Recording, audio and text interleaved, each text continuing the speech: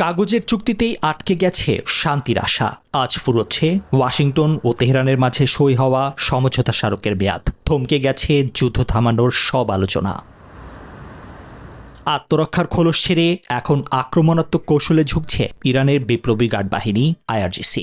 এর মাঝেই নিস্তব্ধ হয়ে উঠেছে হরমুজ প্রণালী। বাণিজ্যিক জাহাজ চলাচল প্রায় শূন্যের কোঠায়। আন্তর্জাতিক রাজনীতির এই হিসাব নিকাশে প্রভাব পড়ছে যুক্তরাষ্ট্রের মিত্রদের উপরও। ইরানের পরমাণু কর্মসূচি বন্ধের অভিযানে দক্ষিণ কোরিয়া সাড়া না দেওয়ায় সিওলের সাথে নিয়মিত সামরিক মহড়া অনেকটা কমিয়ে আনার কড়া নির্দেশ দিয়েছেন মার্কিন প্রেসিডেন্ট ডোনাল্ড ট্রাম্প। তবে মার্কিন প্রেসিডেন্ট চাইলেও এখন আর এই যুদ্ধ থেকে পিছু হটতে পারবেন না, এমনটাই বলছেন বিশ্লেষকরা।